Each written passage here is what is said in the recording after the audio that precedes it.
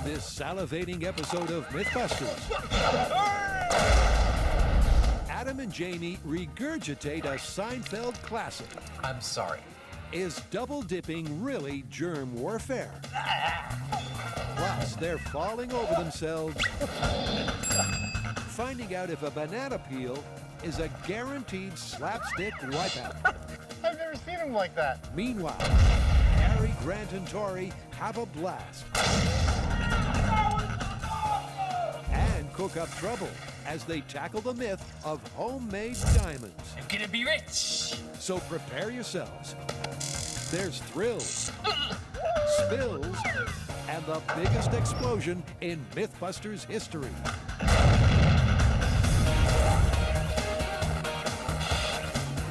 Who are the Mythbusters? Adam Savage. Oh, check out my new bulletproof vest, man. And Jamie Hyneman. I usually don't let people do that. Between them, more than 30 years of special effects experience. I'm not gonna get tired of that. Joining them, Grant Imahara, Tori Belleci, and Carrie Byron. Busting out of here, see? They don't just tell the myths, they put them to the test.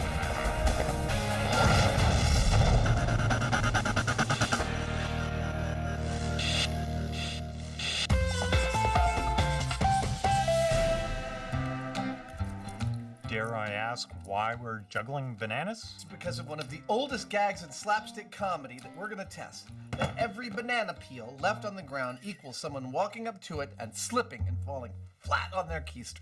The old slipping on a banana peel routine. Exactly. According to the laws of comedy, a discarded banana peel is an unavoidable fall magnet. But is the peel really a guaranteed guffaw, or is it a load of shtick? Such a lovely display. Thank you. Where do you think we should start?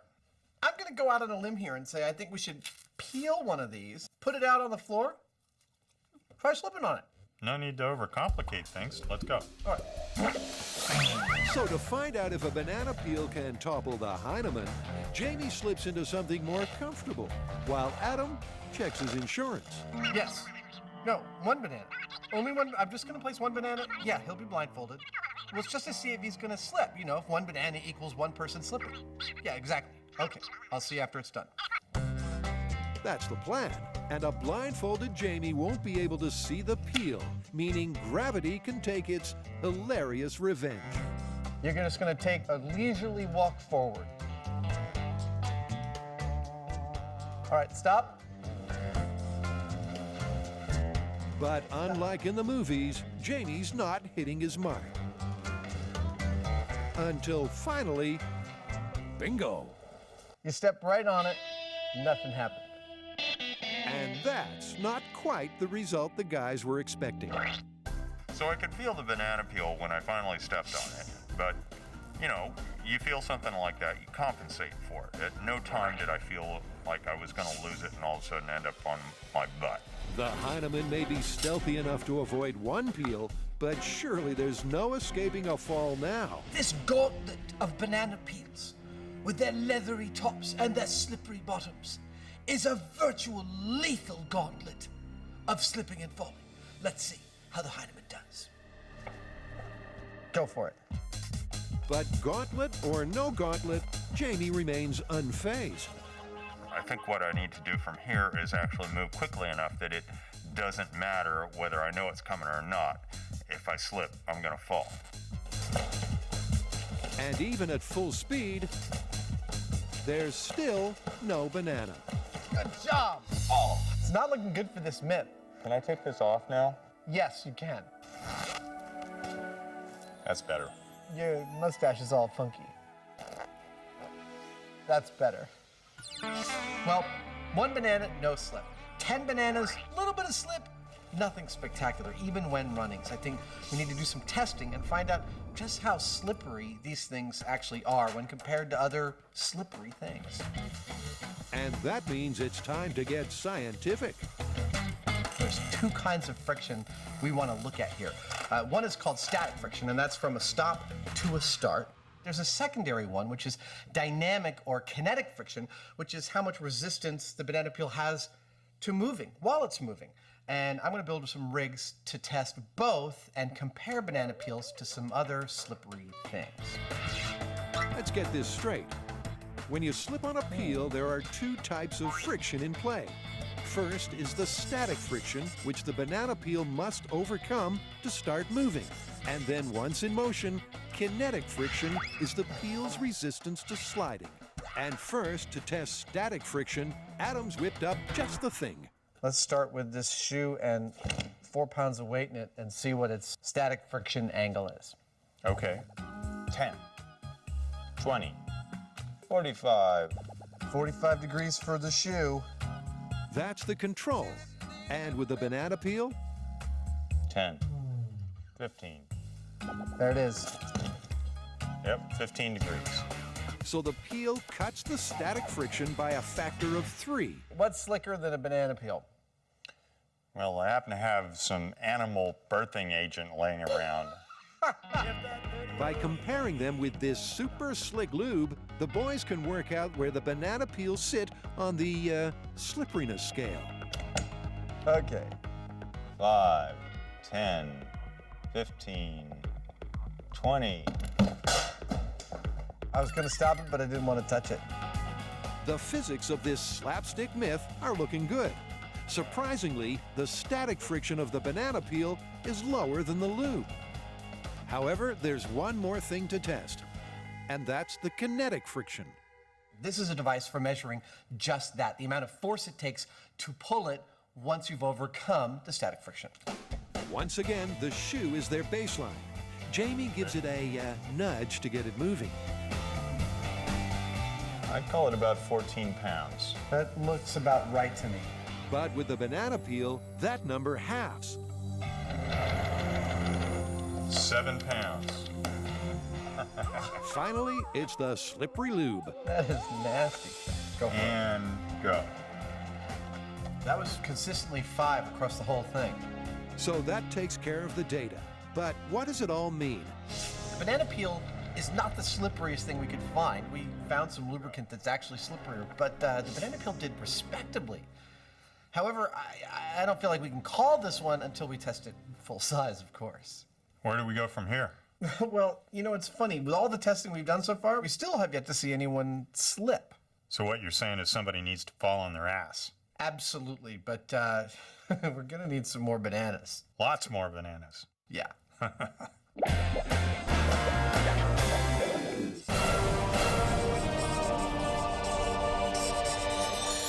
What's up with the bling? We didn't rob the jewelry store! Yeah! No, just kidding. It's for our next myth. Okay, why? Because we're trying to find out if you can make diamonds. Aren't there companies that already do that? Yeah, but they're like $1 million machines. I mean, we're gonna do this different. We wanna see if you can make diamonds on your own in the comfort of your own home. Oh, okay, so homemade diamonds. Oh, yeah. There's all these schemes on the internet where you can make them in your own kitchen. You don't need any of these fancy machines. And in the end, you get diamonds. Yeah, and we have 3 different techniques. One is using peanut butter in a microwave. Another one is using molten iron. And then finally, we got one from the TV show CSI, and you use nothing but graphite and a pressure cooker.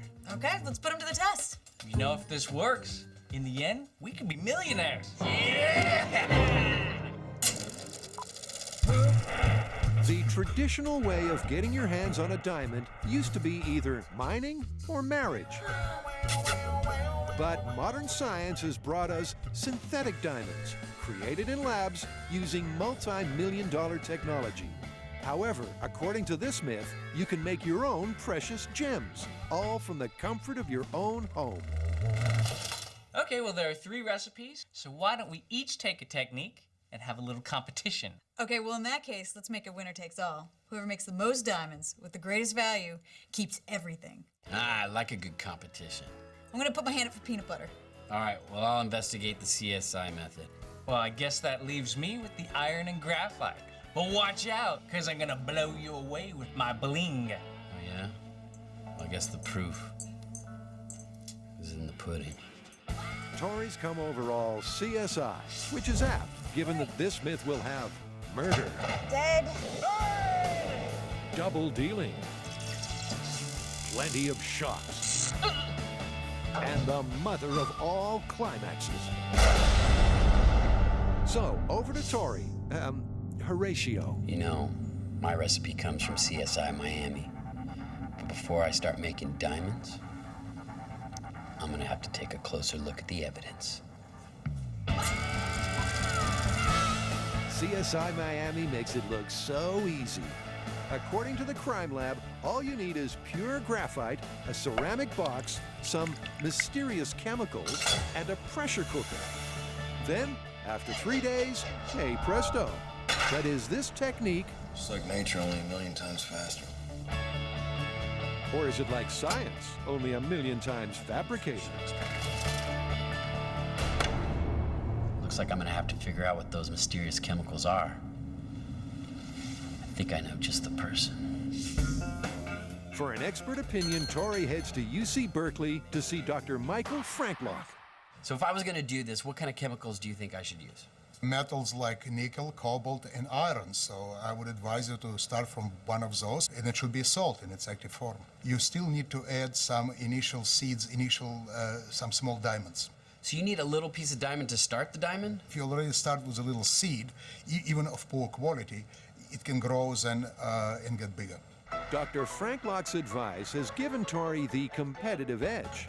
And while he's off to gather his CSI supplies, That is the pressure pot. Carrie weighs in with a recipe that puts the nuts into peanut butter. To turn ordinary peanut butter into diamonds. There's a very simple recipe all over the internet. You take 2 charcoal briquettes. You cover them with 4 ounces of peanut butter. Put them in a microwave-safe dish, and then you microwave them for 60 minutes in 10-minute increments. Sounds crazy, but according to these internet hipsters, You want to take about 4 ounces of peanut butter. all that stands between you and millions of dollars is a microwave. Still, unsurprisingly, after just 5 minutes on high, things go up in smoke. Well, it appears that my microwave-safe dish has a giant hole in the lid and the bottom's completely shattered. Looks like I'll be getting some more glassware and trying this again. 'Cause I want my diamonds. But as it turns out, Round 2. those peanut butter diamonds are a tough nut to crack. Dish broke again, and there's a lot of smoke, and I'm starting to get the idea that this shouldn't be done inside. The ventilation might be better, but outside, things don't improve. I think these are going to be very expensive diamonds, mostly because we're going through microwaves, we're going through cookware. I just am starting to feel like this is not possible.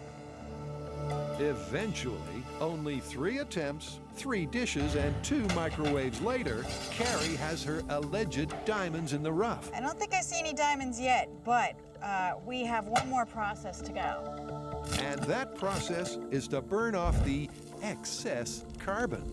When they say diamonds are forever, I mean they take forever to create. Well, patience is a virtue, but does it pay? Well, maybe the diamonds are microscopic, but they're supposed to be the size of fennel seeds. I'm not seeing them so far. I am seeing a lot of burnt peanut butter. Still, Carrie's not out of the contest yet. She can't tell the diamonds from the dirt, but maybe an expert can. I don't want to, doubt the diamond making, and turns out it totally could happen.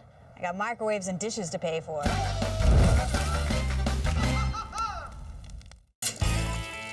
Everyone knows monkeys go ape for bananas. They're a delicious treat for primates and people alike. But in slapstick comedy, the banana serves a more sinister purpose. And that's what the Mythbusters are putting to the test. I'm taking me Jamie out for a walk. But while you can lead a Hyneman to a banana skin, you can't make him fall. So now the boys are upping the ante on this banana peel myth. And that's something they never tire of. This is really cool. Oh! Oh! Oh! Ah! Hey, that didn't hurt at all. We expect that we're going to be falling down a lot. So with that in mind, we're building a special floor so we don't hurt ourselves. This is what it's made of. These springy tires are layer 1 of our sprung floor. All this wood right here, is layer 2.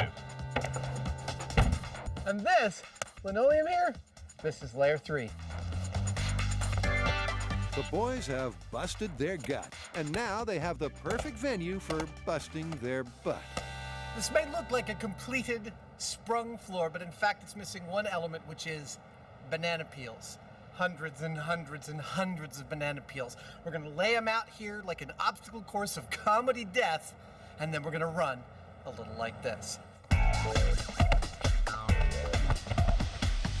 Goal! That's right, they're throwing this banana peel myth one last lifeline with the ultimate test. Well, we got a truckload full of bananas. We have our rinks set up. The only thing now is that we need to peel all these bananas, so we either need a whole lot of monkeys or some volunteers. Well, the monkeys had a prior engagement, so the guys settled for the volunteers. And while they're peeling, it's over to Adam. I'm gonna place 8 of these cones on the rink, each one with a raw egg on top. Our task will be to gather up all 8 raw eggs, running back and forth, back and forth, back and forth, as fast as we can without... I can't break this egg! And when we're all done, we ring the bell and that stops the timer. With the rink now full, first to suit up is Jamie. You know you're cutting down your agility with this, right? You know, there's a reason they use this for shipping. It protects stuff. Jamie's keister is well padded, as this test should give the peels the best chance to redeem their slapstick reputation. But if he doesn't fall on his butt, then this myth is busted. Okay, banana peel speed test. Are you ready? 5 seconds. 10 seconds. 15 seconds. He's not falling down. He's done it again. Jamie's gravity-defying powers are spooky.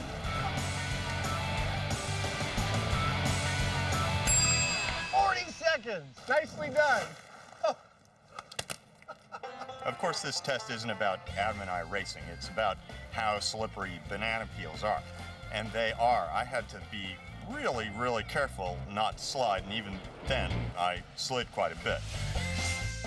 But that caution invalidated Jamie's test, because according to the laws of comedy, he shouldn't be expecting to fall. So for a repeat performance, he takes off the brakes. Okay, Jamie on turbo. At long last, the banana peels take their revenge. And although he valiantly attempts to recover, Go, go, go! 29 seconds! You can still beat your time! 37! he just can't overcome the giggles. I've never seen him like that. And with no complete data, it's all down to Adam. He's half man, he's half banana. It's Banana Boy. Okay, this is Adam's banana peel speed test in 3, 2, 1. And the results speak for themselves.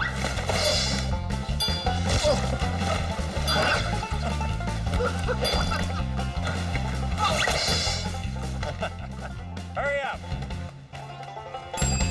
52.2 seconds. That was so much fun! That's 6 falls in less than a minute. Which means that this myth is back in plausible territory. As if there was any doubt before this, Adam has definitively proved that banana peels are slippery. I think he spent more time upside down than right side up when he was doing this course. The real question is, how do they compare against, like, the ultimate slipperiness? And that's pretty much what the next test is all about.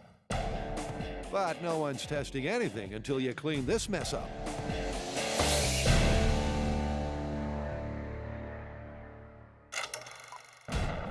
Planet Earth is a violent place, and deep below ground, it gets worse.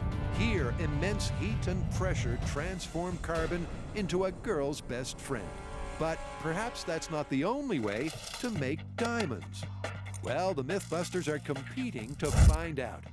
Carrie's chances appear slim. I don't think I see any diamonds yet. But Tori's done his research, and he now has a solid lead on that annoyingly vague CSI recipe. Now, I have everything I need to start making diamonds. First, I have my pressure cooker. I have my ingredients. I have my hunk of graphite. The chemical that I'm gonna use is ferric nitrate. What I'm gonna do is stick this and that in this, put it in that. And that's as specific as it gets. But let's not forget the most important ingredient, a diamond seed. Without it, this recipe has no chance of working. For safety, Tori rigs a stun gun. You know, it's been a while since we used one of these, and I kind of forget what it feels like. And lights the gas from outside the bunker.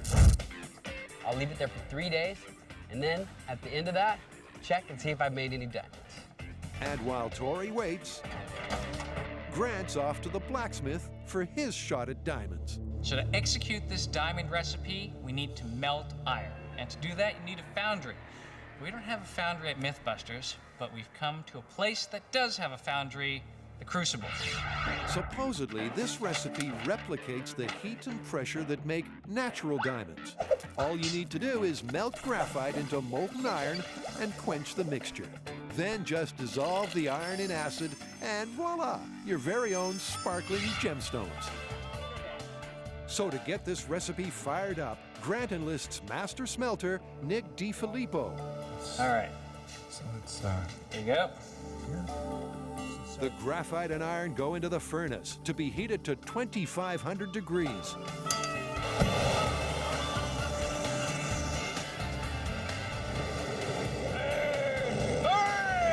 Make me diamond! And at that heat, Grant's stretching the rules of the homemade diamonds contest just a touch. But after 20 minutes, it's the moment of truth. So this is it, now the pour, right? Yep, here we go. There's the iron. As the iron hits the water, the contraction of the metal should apparently be forming diamonds. And after waiting for the iron to cool, it's time to harvest the spoils. Rich. I'm gonna be rich. Finally, this gig's really paying off. Okay, Grant could be onto a winner. So, booty in tow, he heads home to iron out the details. The idea is that at this point, your diamonds have already been made. It's just that they're encased in this iron, and you have to get the iron off in order to get the diamonds.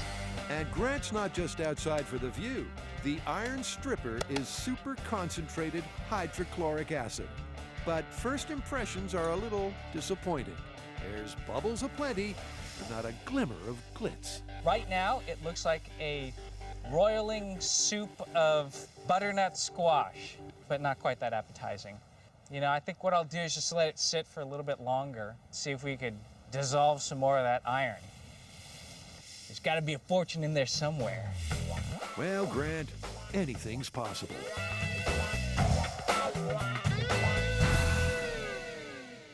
I know we're in the middle of competition, but I think it's important to talk about what a diamond actually is. Diamond's an allotrope of carbon, graphite being another. And what makes it so special is that all the carbon atoms are arranged in an isometric hexoctahedral crystal lattice. Yeah, and it's that structure that gives the diamond its strength and its ability to disperse light. And they're so expensive because they're so rare and hard to find.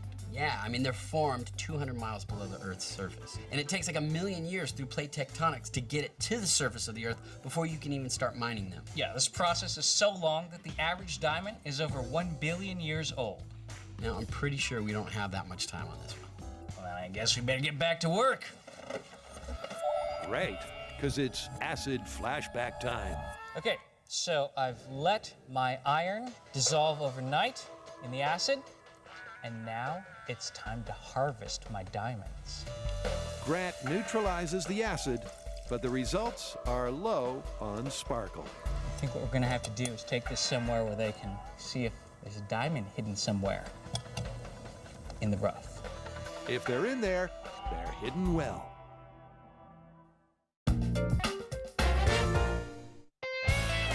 The Mythbusters are tackling the slapstick favorite, slipping on a banana peel.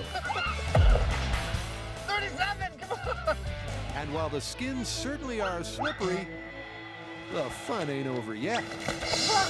We wanted to compare the slipperiness of bananas to something that was ultimately slippery. And we went looking and we found this lubricant. It's used to help animals give birth. We're gonna spread it out on this field and hilarity will ensue. This test isn't just for kicks.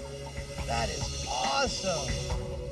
By comparing the peels to the ultra slick lube, the guys can find out just how slippery a banana peel really is. I feel so funky. I like to think of it as the ultimate in the temporal sculpture because that was a sculpture. It only exists for a split second. Watch it again. See? Impressive, but enough of the fooling around. Okay, commencing the slime. After a quick squirt, the rink is ready for testing. And by now, well, you know the drill. Super duper lube, starting.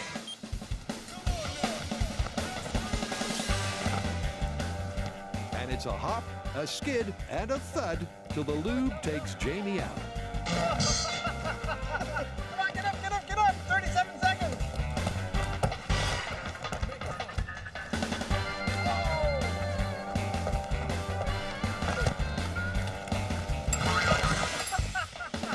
That's only 2 falls for Jamie. But since he didn't finish bananas, it's down to Adam for the final test. Be careful, little buddy. Okay, in 3, 2, 1. Whoa! Jesus, bro! It's like ice skating. Whoa! I have almost no control. 22 seconds. That's fall number 1. And I think the tally should take it from here.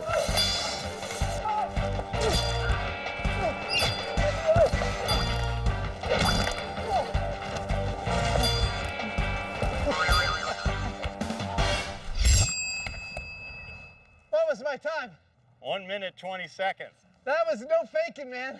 It gets worse the farther you go. Clearly, with 2 more tumbles and an extra 30 seconds on the clock, falling down with the lube was practically compulsory. The problem once you fell down is that you couldn't get back up. All my knees and elbows are all slick plastic. You're like, whoop, whoop, you know. Getting up was a real problem. So what's the verdict on the lube versus the peels? If I had to give it a rating, I'd call our birthing agent a 9. I could conceive of something more slippery, like a field of roller skates.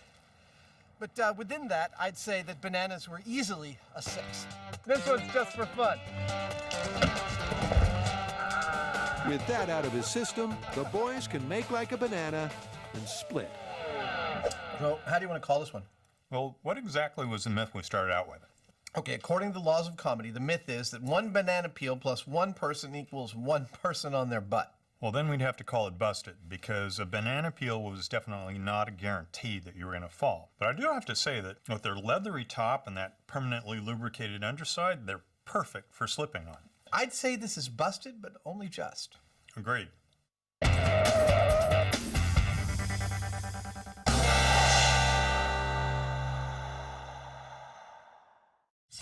The banana peel flip may be busted, but the guys are taking a bite out of something else.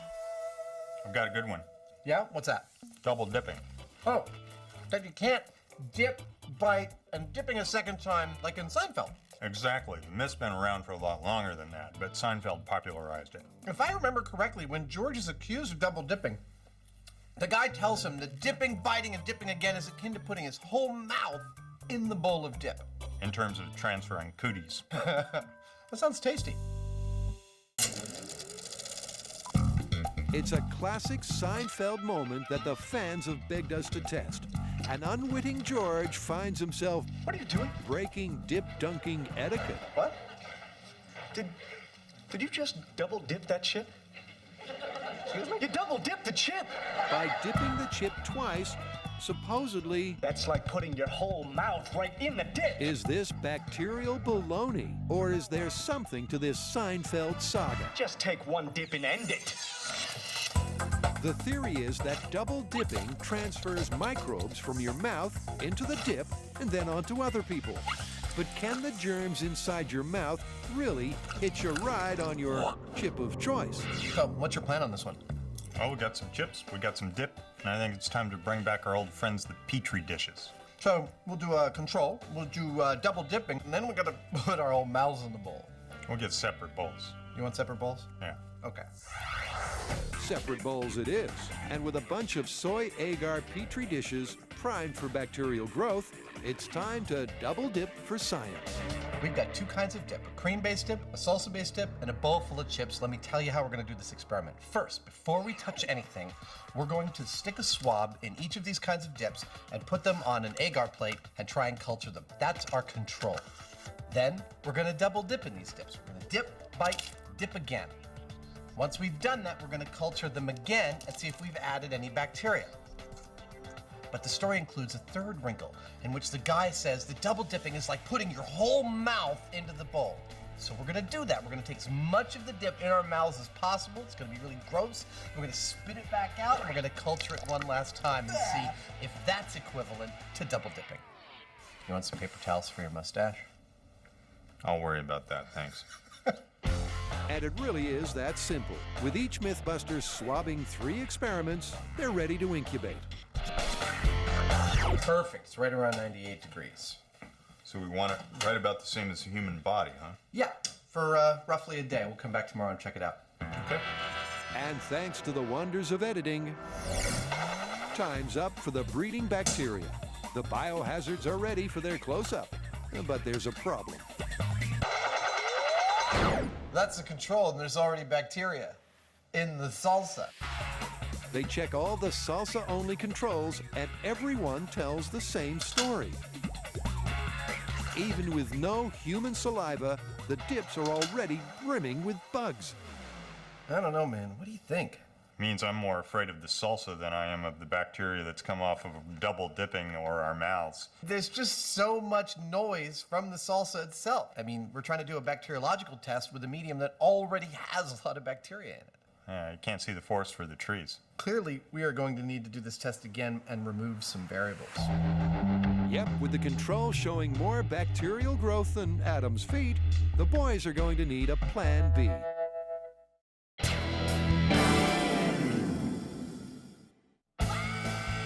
The Mythbusters are battling it out, making homegrown diamonds. And so far, their crusade is a little short on bling. There's got to be a fortune in there somewhere. But Tori's not finished yet. His CSI recipe was simple, just graphite and chemicals inside a pressure cooker, and in 3 days, you'll have a rock. So, was it a recipe for success? All right, so it's been 3 days, and now it's time to check my diamonds. The real question is, what am I gonna do with all my money once I start my diamond company? I wouldn't count your diamonds just yet, Tori. Oh my gosh. The graphite has not turned to a diamond. Looks like my diamond business is not going so well. Despite following the CSI recipe, after 3 days, all Tori has is a dirty diamond seed, which means there's no clear homegrown winner. So for an expert adjudication, the team heads to UC Berkeley to see Dr. Kent Ross and his electron microscope. First up is Grant's iron and graphite. Nothing that I'm seeing now has a shape that says this has to be a diamond. Grant's out of contention. So next is Carrie's peanut butter dirt. Charcoal. You've got charcoal. No diamonds? I don't see any diamonds here. Which leaves only Tori and his diamond seed. The straight edges from the cut faces are still perfectly smooth. It's just like it was when you started your experiment. There's been no growth whatsoever. And that's game over. No diamonds, nobody wins. But where does that leave the myth? So we all tried making diamonds and we all failed miserably. Yeah, I think it's safe to say that all these recipes are busted. Totally busted. But you know what? Our researchers have come up with someone who can make diamonds in a Mythbuster way. Cool. You guys remember Van Romero? From New Mexico Tech. He says he can make synthetic diamonds, and he wants to show us how. Awesome. What are we waiting for?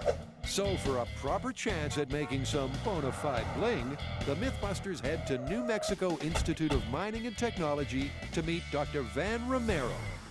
So, Van, we heard that you know how to make diamonds. You've come to the right place. Here at New Mexico Tech, we do applied research and we do industrial research. And part of that industrial research is actually making diamonds. All right, well, cut to the chase. Tell us how to do it. You know what? Instead of telling you how, let's show you how to do it. Even better. All right. Okay. Let's go do it. Step 1 of Van's mysterious method involves driving into the middle of nowhere. Where in the world is Van taking us? He's trying to get rid of the Mythbuster. Step 2 involves arriving at an almighty bunker. And as for step 3, well, Tori's one step ahead. And considering that we're standing outside of a bunker, my feeling is it probably involves explosives, which is never a bad thing. Tori's got it in one. Van the Man reckons he can make bling with a boom. And not just any boom, but the biggest boom in Mythbusters history. In black powder shard, 400 pounds of explosives turned Hugo into Hugon. In 22,000-foot fall, 500 pounds made a train station turn torpedo. And in cement mix-up, 800 pounds made a truck take flight. But all will be eclipsed right here, right now, because at ground zero, 500 yards from the bunker, Van's team are packing a 20-foot-high wooden tube with 5,000 pounds of high explosives. But can a bang this big really create diamonds? Okay, you guys ready to make some diamonds? Yeah. Strap yourself in. This one's going to be gigantic. Charging. 5, 4, 3, 2, 1, 0.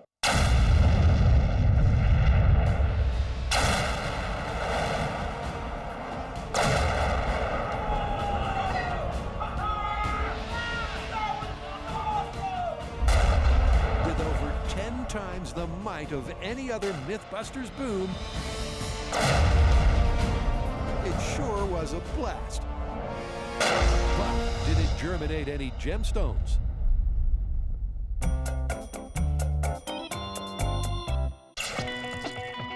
The Mythbusters are getting all bacteriological as they probe a Seinfeld double-dipping dilemma. They're testing if a twice-dunked chip could be classed as germ warfare. But thanks to masses of microbes, their first test was ruined. So this time, the boys are taking precautions. We need to do what we normally do, which is start eliminating variables, and then get back in there and do the testing. So, sterile salsa, sterile chips, clean space, rubber gloves, surgical masks, the only variable being our saliva. Exactly. Perfect. Let's do it. So Adam starts with the chip sterilization, heading to New Tech Corporation to have them irradiated. So, I hear you can sterilize these chips for me? Sure can. But before the chips are irradiated, Adam asks the question on everybody's lips. Are they edible? Will these be safe to eat after that? Oh, sure. They might taste a little funny, but they'll be totally safe to eat. Okay, great. Funny tasting, and more importantly, sterile. Oh, there they go. This is definitely the point of no return. If the bacteria had a hand, they'd probably hit that button, but they can't. Bye, bacteria. Friends and family of bacteria may want to look away now, because 2.5 million rads of radiation is about to be unleashed. That is so much cooler than I thought it would be. I mean, it's like, see this beam coming down like an anvil, crushing bacteria in its wake, electrons scattering little bacteriological lives to the winds. Uncharacteristically, Adam is enjoying this far too much, and soon enough... There you have it, one set of totally sterile chips. Meanwhile, back at the shop, Jamie's also getting sterile for science. He first builds a clean room for the test, and then conjures up some decontaminated dip. I'm sure it won't taste very good, but it should tell us a thing or two about double dipping. 2 parts agar, 1 part sterilized water, and voila. Well, okay then. I think that kind of looks like as close to salsa as we're gonna get. The germ-free salsa is ready to go. And Adam's also dressed for success. I feel like one of them television doctors. I am one of those television doctors. I've got just as much experience. To make sure the test runs smoothly, the boys have Dr. Russell Vance, an expert in pathogenesis. He's the guy in the middle. What's first? That'd be the salsa-only control. Using much more sophisticated equipment than those earlier swabs, Dr. Vance prepares the Petri dishes. What now? Now is double dipping, except this time with the fully irradiated chips. Okay, here we go. Once the infamous double dip has been double dipped, the salsa is sampled and plated up, leaving just the full mouth test. All right, now for the really gross one. And once again, it's delightful to watch. It's almost worse watching you do it than doing it myself. That's experiment over. Dr. Vance plates the full mouth tests, and they join the double dip and control plates in the incubator. Okay, they're in the incubator. Thanks, Dr. Vance. Now we wait. But not for long. So for viewers playing at home, here's what to look for. The stated myth is that double dipping is just as bad as putting your whole mouth in the bowl of dip in terms of transmitting bacteria to it. So if this is true, we would expect to see the same amount of bacteria on the double dipping Petri dish as we would on the whole mouth in the bowl Petri dish. Here we go. This is my control. It's clean. Here's your control. It's clean. Just what we expected to see. That's a clean start, meaning Jamie's salsa was bacteria-free. So from here on in, any microbes can only be from their saliva. Here is my double dipping. Maybe 1? There's 1 bacterial colony. And for Jamie, maybe 3 or 4 or so. but how does that compare with the whole mouth results? Lots. Tons! Check out yours. Also lots. About the same. Well, I guess that tells the whole story, doesn't it? It tells the entire story that we set out to tell. And that's a double whammy for double dipping. Now, in our control, we had no bacteria show up. In double dipping, we only had a few bacteria show up. And in the whole mouth test, we had lots of bacteria show up. So double dipping is nowhere near as bad as putting your whole mouth in. That's all there is to it. The twice-dunked chip theory is debunked. So to all those germaphobes out there, I say double dipping, not such a big deal. Plenty more bacteria in here than you are imparting by double dipping. And besides, what the heck's your immune system for anyway? Indeed.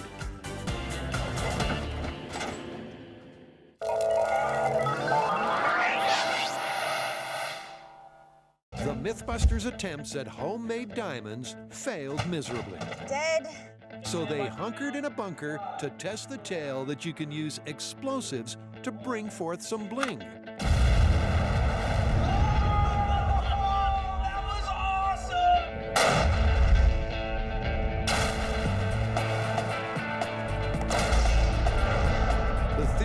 That the pressure and heat at ground zero is so intense, it converts carbon to diamond in an instant. So to delve deeper into that theory, it's back to the lab, so the team can prep a more manageable diamond explosion of their own. And this time, they'll see the whole process. So when we do an industrial shot, a process that starts with an innocuous metal cylinder. So this is the device that we're going to be using, and we're going to have you guys pack the special sauce into the device here. This metal tube sits at the center of the blast. And in the center of that is a mixture of graphite, cobalt, and other chemicals. Same pressure? Same pressure. And once the chemicals are compacted and the device is welded shut, It's ready for detonation. Apparently, it really is that simple. All right, let's make some diamonds. The cylinder is placed in the very center of a wooden barrel, which is then filled to the brim with ANFO. It smells good. Yeah. It smells like diamonds. Now, I know they say diamonds are a girl's best friend, but let's face it, if you're making diamonds with explosives, I'm starting to warm up to them myself. I'm really excited to see what we get from this explosion. It's not going to be as big as the one we saw earlier, but it's still going to be spectacular. It's a win-bling situation, so the team hunkers in the bunker once again. 5, 4, 3, 2, 1, 0.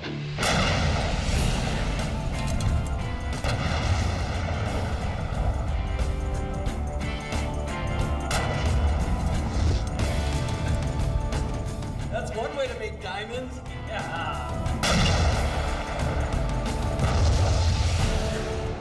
Cool. Let's see what we got. Did it go off? Yeah. That blast may have been a wee bit smaller, but the effect should still be the same. Diamonds, apparently. Oh. That looks in much better shape than I thought it was gonna look. Look at that. Hot? Watch out, it's hot. Don't touch it. Here's some gloves to pick it up with. That is hot. Well, that's what we wanted, right? Pressure and heat. Yeah. So that was a pretty amazing amount of deformation of the metal. I mean, you start with a steel cylinder, and what you get after the blast is kind of a smaller sausage shape that's shrunken. And hopefully, when we cut it open, there will be diamonds inside. Back at the shop, it's the moment of truth as the very myth gets dissected. Tori's so confident, he's taking precautions against bling blindness. And Ready to see our diamonds? Show me the money. perfect. That's great. Excellent. Good job. Where's the diamond? Well, we got to take it through a few chemical processes first. They might not look like much, but after a quick chemical bath to remove the excess cobalt and graphite, they still don't look like much. But these are definitely diamonds. Gemstones, no. Diamonds, yes. So how much are these diamonds worth?